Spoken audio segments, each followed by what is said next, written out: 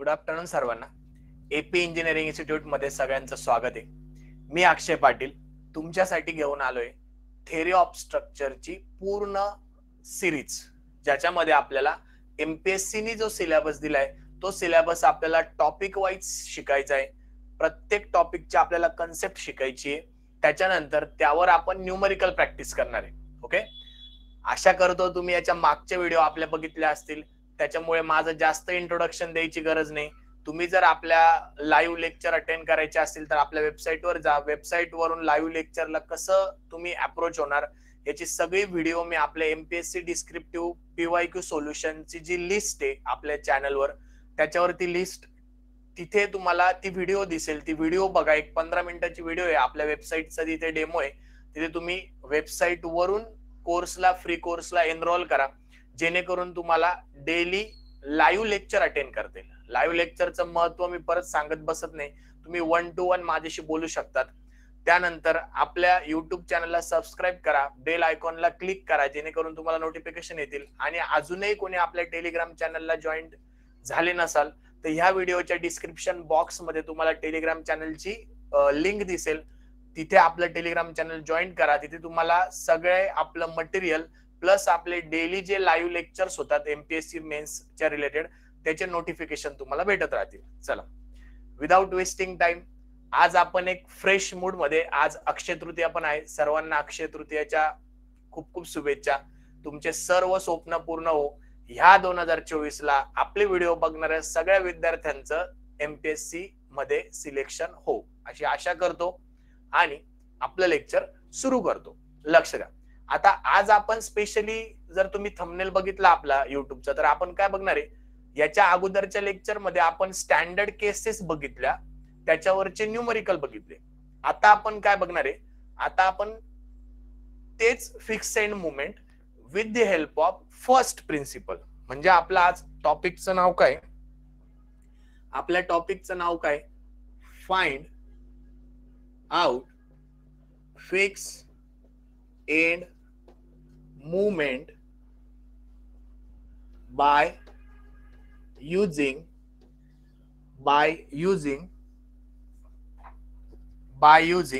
first principle, by using first principle. आता हा का महत्वाचा आहे पोरांनो, हा फर्स्ट प्रिन्सिपल आपल्याला का महत्वाचा आहे, कारण की फर्स्ट प्रिन्सिपल वर आपल्याला एमपीएससी पीवायक्यू जर तुम्ही बघितले तर एका कोणत्या तरी इयरला या फर्स्ट प्रिन्सिपल वर क्वेश्चन आलेला आहे. मग तो एक तर त्याची स्टेप बाय स्टेप प्रोसिजर आपल्याला विचारलेली असेल किंवा त्याच्यावर न्यूमरिकल असेल. आणि तो पीवायक्यू सुद्धा आपण इथे या सिरीज मध्ये सॉल्व्ह करून घेणार आहे. टेन्शन घ्यायचं नाही. आज आपण फक्त कन्सेप्ट शिकणार आहे. कन्सेप्ट इन द सेन्स, तुमच्याकडे हा व्हिडिओ बघायच्या अगोदर ह्या व्हिडिओच्या, ह्या टॉपिकच्या, ह्या टेस्ट, या पूर्ण टॉस सब्जेक्टच्या आपण पूर्ण डिटेल नोट्स दिले. त्या नोट्स तुम्ही प्रिंट काढून समोर ठेवा आणि मग मी ज्या स्टेप तुम्हाला एक्सप्लेन करतोय त्या स्टेप नोट्स मधून बघा, तरच तुम्हाला चांगल्या रीतीने समजेल. आणि त्या नोट्स एवढ्या डिसिप्लिन वे मध्ये आहेत, जर तुम्ही डाउनलोड केले नसेल तर आपल्या टेलिग्रामवर ते अवेलेबल आहे. तुम्ही या फ्री ऑफ कॉस्ट कोर्सला एनरोल केला असेल वेबसाईटवर, तर त्याच्यावर सुद्धा मी दिलेलं आहे. जवळपास 120 to 110 पेजेसच्या त्या नोट्स आहे. त्याच्यामध्ये तुम्हाला टॉपिक, त्याच्या रिलेटेड क्वेश्चन्स पण दिसतील. क्वेश्चनची level medium to pro level आहे. ओके, मग आता मी असं अज्युम करतो की तुमच्याकडे नोट्स आहे आपल्या, भले त्या पीडीएफ फॉर्मॅट मध्ये असतील किंवा त्या रेकॉर्डेड प्रिंटेड फॉर्मॅट मध्ये असतील. नोट्सला कसं काय रेकॉर्ड करणार, सॉरी. चला लक्ष द्या आता इकडे. आता सर्वात पहिली, जेव्हा आपल्याला फिक्स एंड मुवमेंट, ते स्पेशली मेन्शन करता बरं का एमपीएससी वाले किंवा तुमचे इंजिनिअरिंग अकॅडमिक्स वाले, जे काही तुम्हाला क्वेश्चन सेट करतात ते स्पेशली मेन्शन करतात की मला ह्या टॉपिकच्या, ह्या क्वेश्चनच्या फिक्स एंड मुवमेंट काढून दाखव बाबा with the help of first principle. मग आता फर्स्ट प्रिन्सिपल काय तो तुम्हाला माहिती पाहिजे आणि त्याच्या स्टेप बाय स्टेप प्रोसिजर काय ते तुम्हाला माहिती पाहिजे. तर सर्वात पहिले आज आपण ह्या व्हिडिओमध्ये फक्त step by step procedure discuss करणार आहे. नेक्स्ट व्हिडिओ मध्ये आपण त्याच्या रिलेटेड न्यूमरिकल घेऊ. न्यूमरिकलची लेवल तुम्हाला आपली माहिती आहे, बेसिक लेवल, एमपीएससी पीवायक्यू. आणि जर आयईएस ला याच्यावर ह्या टॉपिकवर क्वेश्चन विचारलाय किंवा एसएससी जेई ला जेव्हा ती कन्व्हेन्शनल होती तेव्हा जरी तुम्हाला क्वेश्चन विचारला असेल तरी सुद्धा तो आपण इथे कव्हर करून घेणार. चला, विदाउट वेस्टिंग टाइम जर आपल्याला फर्स्ट प्रिन्सिपलने सॉल्व्ह करायला लावला तर सर्वात पहिली स्टेप मित्र तुझी अशी असते की आपल्याला फाइंड आउट रिएक्शन्स. आपल्याला काय करावं लागतात, सर्वात इथं मी तुम्हाला step by step procedure explain करतोय, लक्ष द्या. स्टेप्स एक्सप्लेन करतोय. सर्वात पहिली स्टेप असणार आहे आपली find reactions. Find reactions by using find reaction by using equilibrium conditions. आता इक्विलिब्रियम कंडिशन तुम्हाला नवीन सांगायची गरज नाही. लहानपणी आपण इक्विलिब्रियम इक्वेशन कंडिशन शिकलो. लहानपणी इन द सेन्स तुमच्या इंजिनिअरिंगच्या फर्स्ट इयरला किंवा डिप्लोमाच्या फर्स्ट इयरला मॅकॅनिक्स मॉस सॉम तुम्ही शिकला. त्याच्यामध्ये इक्विलिब्रियम कंडिशन आपल्याला होत्या. काय होत्या? 2D साठी इक्विलिब्रियम कंडिशन काय होत्या? बोला बरोबर आहे. काय होत्या? Summation of Fy is equal to 0, summation of Fx is equal to 0 आणि summation of moment at point is equal to 0. Okay, ह्या आपल्या 2D साठी इक्विलिब्रियम कंडिशन आहे आणि त्याच आपल्याला इथं यूज करायचे आहे. ओके, मग आता equilibrium condition reactions find out करताना मग तुम्ही म्हणणार सर हा तर फिक्स बीम आहे ना. मग फिक्स बीमला ऑलरेडी इनडिटर्मिनेट स्ट्रक्चर होऊन जातो. म्हणजे सपोर्टला 3 रिएक्शन, तिकडं 3 रिएक्शन, दोन्ही सपोर्ट मिळून 6 रिएक्शन म्हणजे 3 अननोन होऊन जातात. मग कसं काय इक्विलिब्रियम कंडिशन तुम्ही अप्लाय करणार? कारण की इक्विलिब्रियम कंडिशनने आपण फक्त डिटर्मिनेट स्ट्रक्चरच्या रिएक्शन्स फाइंड आउट करू शकतो. बरोबर आहे मित्र तुझं. पण इथे आपल्याला फर्स्ट प्रिन्सिपलने एक ऍझम्पशन दिलंय की सर्वात पहिले आपल्याला दिलेल्या बीमला सिम्पली सपोर्टेड अज्युम करायचे आणि मग त्याचे रिएक्शन फाइंड आउट करायचे. बघा, मग इथं ब्रॅकेट मध्ये लिहायचं by assuming beam as a simply supported beam. आपल्याला बीमला सिम्पली सपोर्टेड बीम मधून अज्युम करायचंय आणि मग रिएक्शन फाइंड आउट करायचे आहे. मग पहिली आपली इक्विलिब्रियम कंडिशन काय? Summation of Fy is equal to 0, summation of Fx is equal to 0, summation of moment at point is equal to 0. Okay, या 3 आपल्या इक्विलिब्रियम कंडिशन आपल्याला इथे यूज करायचे आहे. ओके, P फॉर पॉइंट असतो. जर तुम्हाला पहिली स्टेप समजली असेल तर सेकंड स्टेप आपली फर्स्ट प्रिन्सिपलची काय तुम्हाला दिसते की इथं आपल्याला simply supported bending moment diagram काढायची. म्हणजे सेकंड स्टेप आपली अशी असणार आहे. Step number 2, draw simply supported bending moment diagram. म्हणजेच बीएम मॅक्स डायग्राम आपल्याला काढायची आहे बीम सिम्पली सपोर्टेड अज्युम करून. आणि त्याच डायग्रामला मी काय नाव देतो म्हणजे फर्स्ट प्रिन्सिपलने काय नाव दिलंय? Mu diagram. आणि या टॉपिकला सिरियसली घ्या मित्रा. तुम्हाला मी दाखवून दिले एमपीएससी ला पीवायक्यू ला क्वेश्चन आलेला आहे 2023 ला नाही, त्याच्या अगोदर आलेला आहे पीवायक्यू ला बाय युजिंग फर्स्ट प्रिन्सिपल. एक तर ते डेरिव्हेशन असेल किंवा न्यूमेरिकल असेल, जे काय असेल मी तुम्हाला इथे सॉल्व्ह करून देईल. म्हणून या टॉपिकला सिरियस घ्या. 24 ला तो विचारू शकतात आपल्याला, लक्ष द्या.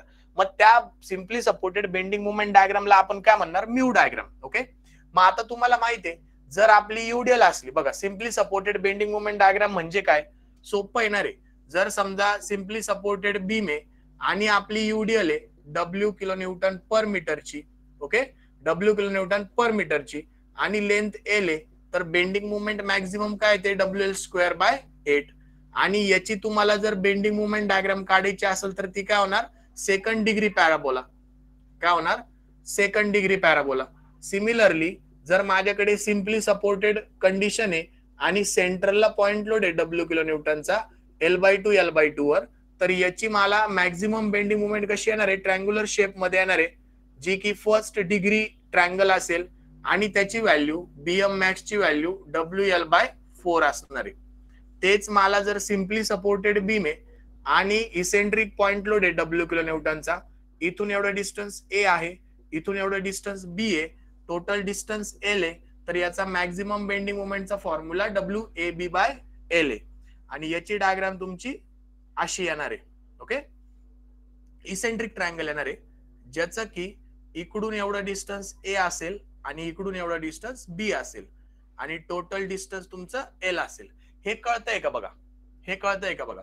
इथं सेकंड डिग्री मी इथं लिहितो आणि इथली व्हॅल्यू WL स्क्वेअर बाय 8 येणार.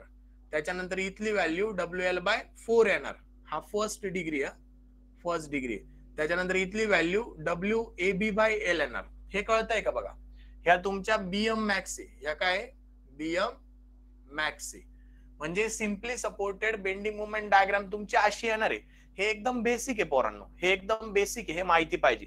पण याचाच यूज करून आपल्याला इथे काय फाइंड आउट करायचंय की जेव्हा मी इथे simply supported bending moment diagram काढेल तिथेच मी खाली त्या डायग्रामचा एरिया, तिथेच मी खाली त्या डायग्रामचा एरिया इथंच मी लिहितो find area and CG of mu diagram.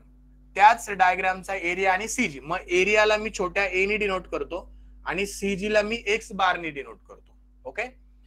आणि कुठून CG कुठून काढायचा आहे, CG इथं लिहितो X bar from any end support. हे महत्वाचं वाक्य. हे तुम्हाला पुढे नडणार आहे, पुढे तुमचं इथं कन्फ्युजन होणार आहे आणि इथं चुकणार आहे तुम्ही. तुम्हाला CG कुठून काढायचं आहे, फ्रॉम एनी एंड सपोर्ट. कोणत्याही एंड सपोर्ट पासून CG फाइंड आउट करायचं. मग बघा आता ही जर डायग्राम असेल तर पॅराबोलाचा एरिया माझ्याकडे काय येतो 2/3 into base into height. Sir आम्ही इयत्ता 10वीला शिकलो, परत आम्हाला सांगू नका. तर हे असंच असतं मित्रा, सगळं आपल्याला मागच शिकलेलो आहे आपण. आपल्याला फक्त इथे त्याचं रिव्हिजन करायची आहे. त्याच्यानंतर याचा X बार, ह्या डायग्रामचा X बार म्हणजे सेंटरला येईल इथे. म्हणजे त्या X बारचं डिस्टन्स कोणत्याही एका सपोर्ट पासून किती वरील, X बार किती वरील L/2 वर येणार. पॅराबोलाचा एरिया X बार L/2 वर येणार. त्याच्यानंतर ट्रायंगल बघा. आता ट्रायंगलचा एरिया तुम्हाला सगळ्यांना माहिती आहे 1/2 बेस इंटू हाईट. एरिया सगळ्यांना माहिती आहे 1/2 बेस इंटू हाईट. आणि सिमेट्रिकल ट्रायंगल असल्यामुळे सर याचा पण आमचा CG, याचा पण आमचा X बार, याचा पण आमचा X बार सेंटरलाच येतो L/2 वर. हे टोटल डिस्टन्स L आहे ना, हे टोटल डिस्टन्स L आहे L/2 वर. ओके, हे लक्षात ठेवा. हे आपल्याला फर्स्ट प्रिन्सिपल मध्ये हे लागणार आहे, महत्वाचं आहे. त्याच्यानंतर आता इथं लक्ष द्या, सेम कंडिशन आपल्याला 3 मोमेंट थेरम मध्ये सुद्धा येते. तिथं सुद्धा इसेंट्रिक ट्रायंगल असतो. तर इसेंट्रिक ट्रायंगलचा एरिया सर तोच राहील, ट्रायंगल कोणताही असो 1/2 बेस इंटू हाईट माझा एरिया असणार आहे.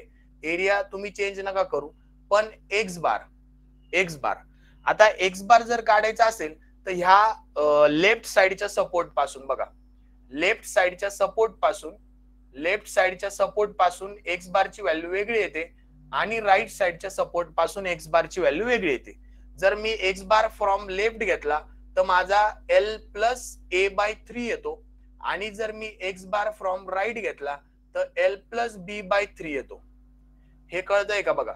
हे स्टँडर्ड फॉर्म्युले आपले पाठच पाहिजे तर, आणि तरच आपण फर्स्ट प्रिन्सिपल किंवा याच्या पुढचा जो टॉपिक आहे आपला 3 मोमेंट थेरम, तो 3 मोमेंट थेरमलाच काय नाव आहे, क्लॅप्रियॉन्स थेरम. आता क्लॅप्रियॉन्स हा त्या माणसाचं नाव आहे, त्यांचे नाव जरा अवघड होते पण तरी आपल्याला ते लक्षात ठेवावं लागतील. क्लॅप्रियॉन्स थेरम हे फार महत्वाचं आहे. जेव्हा ही कंडिशन येते ना, ते 3 कंडिशन मी तुम्हाला लिहून दिल्या, 1, 2 आणि 3. ही तिसरी कंडिशन फार महत्वाची मित्रांनो. इथं त्यातल्या त्यात CG फार महत्वाचं आहे. आणि CG कोणत्याही एका सपोर्ट पासून, तर सिमेट्रिकल फिगर असली तर सपोर्टला टेन्शन नाही राहत, तो सेंटरलाच येतो. पण अनसिमेट्रिकल फिगर असली तर लेफ्ट साइड पासून तो L+A/3 वर येतो आणि राईट साइड पासून तो L+B/3 वर येतो. कळतंय का बघा. कळत असेल तर कमेंट करा की सर आम्हाला सगळं कळालंय. कोणाला डाऊट असेल तर हात रेज करा, हँड रेज करा. मी फक्त आता दुसऱ्या स्टेपवर आलोय, अजून मी फर्स्ट प्रिन्सिपल यूज केलेला नाहीये. हे सगळं बेसिक वापरलंय मी, अजून फर्स्ट प्रिन्सिपल यूज केला नाही. सगळं बेसिक आहे. कळालं का मला सांगा. ओके, आशा करतो कळालं असेल सगळं. आता आपण स्टेप नंबर 3 वर येऊ. बघा 2 स्टेप तुम्हाला कळाल्या असतील, नसल कळाल्या तर त्याच्यात काय प्रॉब्लेम मला विचारा. कारण की स्टेप बाय स्टेपच आपल्याला प्रत्येक न्यूमरिकलला अप्रोच व्हायचंय. कोणतंही असं स्ट्रक्चरचं न्यूमरिकल नसणार आहे की ते विदाऊट स्टेप आपण डायरेक्ट आलो, बसलो, पेन घेतला आणि सॉल्व्ह करायला सुरू केलं. असं काहीच नसतं. असं काहीच नसतं. प्रत्येकाला एक सिस्टीम लावलेली आहे. ती सिस्टीमचा आपल्याला भाग व्हायचंय. जर आपल्याला गव्हर्नमेंट ऑफिसर व्हायचं असेल, क्लास 1 ची पोस्ट पाहिजे, तर आपल्या हातात सुद्धा डिसिप्लिन पाहिजे, आपल्या बोलण्यात सुद्धा डिसिप्लिन पाहिजे. भाषा तुमची त्या लोकॅलिटीनुसार वेगळी असू शकते, पण त्या भाषेमध्ये रिस्पेक्ट पाहिजे, एवढं तुम्ही लक्षात घ्या. आता बघा, आता थर्ड स्टेप नंबर 3 आपल्याला काय करायचंय, यूज फर्स्ट प्रिन्सिपल. आता तुमचा फर्स्ट प्रिन्सिपल आला आणि फर्स्ट प्रिन्सिपल ज्या व्यक्तीने डिराईव्ह केला त्याने आपल्याला फर्स्ट प्रिन्सिपल काय सांगितला की MA प्लस म्हणजे moment at A plus moment at B is equal to moment at A plus moment at B is equal to -2A upon L, -2 into A upon L. याला equation 1 नाव देतो. आणि MA plus 2MB is equal to -6AX bar upon L. याला equation 2 नाव देतो. कळतंय का बघा, AX bar upon L square इथं, AX bar upon L square. मग आता कोणीही तुम्हाला विचारलं की फर्स्ट प्रिन्सिपलनी जर मला फिक्सेड मुवमेंट काढायचे असतील तर माझं फर्स्ट प्रिन्सिपल काय, तर 2 इक्वेशन आहे फर्स्ट प्रिन्सिपलचे. बोला माझ्या मागं. पहिले इक्वेशन काय, MA plus MB is equal to -2A upon L. A म्हणजे area of mu diagram. Okay. Second तुमचा आहे MA plus 2MB is equal to -6AX bar upon L square. हे तुमचं सेकंड इक्वेशन आहे. कळतंय का बघा, हे पाठच पाहिजे. काय आपलं फर्स्ट प्रिन्सिपलचं equation, MA plus MB is equal to -2A upon L आणि MA plus 2MB is equal to -6AX bar upon L square. हे कळतंय का बघा, हे कळतंय का बघा. जर कळालं असेल तर आपल्या व्हिडिओला लाईक करा मित्रांनो, आणि लोकांपर्यंत पोहोचवा. तुमच्या मित्रांना कळू द्या की थेरी ऑफ स्ट्रक्चर सब्जेक्ट कसा शिकवला जातो. ओके. मग आता जेव्हा आपल्याकडे 2 इक्वेशन तयार होतात, तुम्हाला मुवमेंट माहिती नाही, त्याच मुवमेंट तर तुम्हाला काढायचं आहे ना, ह्याच मुवमेंट तुम्हाला काढायचं आहे. What you know here, you know the value of area, you know the value of length, you know the value of area, you know the value of CG, you know the value of L, then what remain? You just have to take the calci, put the equations into calci, and we will get the value of MA and MB. कळालं का मला सांगा, कळालं का मला सांगा. Okay. मग मी इथं एक नोट पॉइंट लिहितो. काय नोट पॉइंट लिहितो, now by using calculator find out value of MA and MB. Calculator मध्ये तुम्हाला इक्वेशनच्या मोड मध्ये जायचंय. कोणत्या मोड मध्ये जायचंय, इक्वेशन मोड मध्ये जायचंय. कॅल्क्युलेटर मध्ये तुम्हाला इक्वेशनच्या मोड मध्ये जायचंय आणि इक्वेशन मोड मध्ये जाऊन तुम्हाला व्हॅल्यू पुट करायच्या. हे इकडचं उत्तर तुम्हाला माहिती राहील मायनस मध्ये, इकडचं उत्तर तुम्हाला माहिती राहील. फक्त या व्हॅल्यू पुट करायच्या आणि तुम्हाला आन्सर फाइंड आउट करायचे. कळतंय का बघा. ओके. अशा प्रकारे आपल्याला स्टेप नंबर 3 मध्येच फिक्सेड मुवमेंट भेटून जातात. आता पुढे काय करायचं मग, आता नेक्स्ट जर आपल्याला तो 8 किंवा 6 मार्काचा क्वेश्चन असेल तर नेक्स्ट याच्यात आपल्याला काय करायचंय, आपल्याला SFD आणि BMD ड्रॉ करायची. नेक्स्ट काय करायचंय, next step number 4. Now draw the SFD and BMD. Okay. आणि SFD आणि BMD ड्रॉ करण्यासाठी आपल्याला now draw loading diagram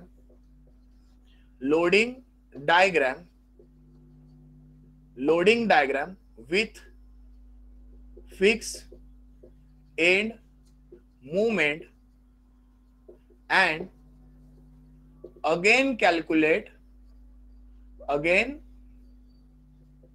calculate reactions, then draw SFD and BMD.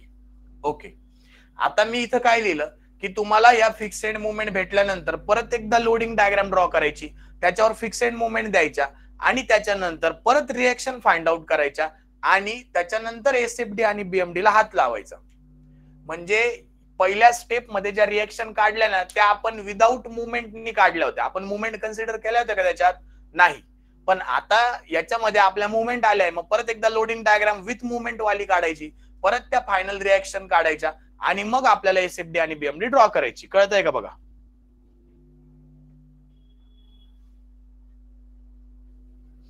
कळतंय का बघा? आणि जर तुम्हाला टेन्शन साइड बीएमडी विचारली असेल, पाचव्या केस मध्ये जर टेन्शन साइड बीएमडी विचारली असेल, टेन्शन साइड बीएमडी ती पण मी तुम्हाला काढून दाखवेल. इफ आस्क जर विचारली असेल तरच करायची, नाही तर उगाच आगाऊपणा करायचा नाही. 8 मार्काला एमपीएससी ने फक्त SFD BMD by using first principle सांगितली आणि तुम्ही कौतुक करायला गेला तिथं टेन्शन साइड बीएमडी ड्रॉ करा, तर काही तुम्हाला फायदा होणार नाही मित्रांनो. उगाच वेळ जाईल आणि आपल्याला जे रिक्वायर्ड आहे त्याच्यातच वेळ घालवणं अतिशय महत्वाचं आहे. ओके, कळतंय का बघा? कळालं का मला सांगा? ह्या आज आपण काय बघितल्या? या सगळ्या स्टेप बघितल्या. कोणाच्या? फर्स्ट प्रिन्सिपलच्या. कोणाच्या? फर्स्ट प्रिन्सिपलच्या. Find out fixed movement by using first principle. आता नेक्स्ट लेक्चर मध्ये आपण काय बघणार? सेम फर्स्ट प्रिन्सिपल कसा सॉल्व्ह करायचा त्याचे क्वेश्चन बघणार. कळालं का मला सांगा? कळालं का? ठीक आहे, सगळ्यांना कळलं असेल. ओके, कळलं असेल तर आपल्या चॅनलला सबस्क्राईब करा. ओके, तुमच्या मित्रांपर्यंत पोहोचवा. आहे नेक्स्ट लेक्चर मध्ये आपण काय बघणार? याच्यावरचे न्यूमेरिकल बघणार. पहिले बेस लेवल राहील आपला, मग आपण हळूहळू एमपीएससी पीवायक्यू आणि जर युपीएससी ला या टॉपिकवर, पण मागच्या 4 वर्षात तर युपीएससी ला या टॉपिकवर फिक्सेड मुवमेंट काढेल असा स्पेशली प्रश्न मला दिसला नाही. ओके, मी जे काही 4 क्वेश्चन पेपर बघितले त्याच्यामध्ये तर मला काही दिसला नाही. ओके, पण एमपीएससी चा पीवायक्यू नक्की घेणार. जर एसएससी जेई कन्व्हेन्शनलला याच्यावर टॉपिक आला असेल तो नक्की घेऊ आपण नेक्स्ट लेक्चर मध्ये, आणि बेसिक लेवलची तर न्यूमेरिकल घेणारच आहे. ओके, कळालं असेल? चला बाय बाय.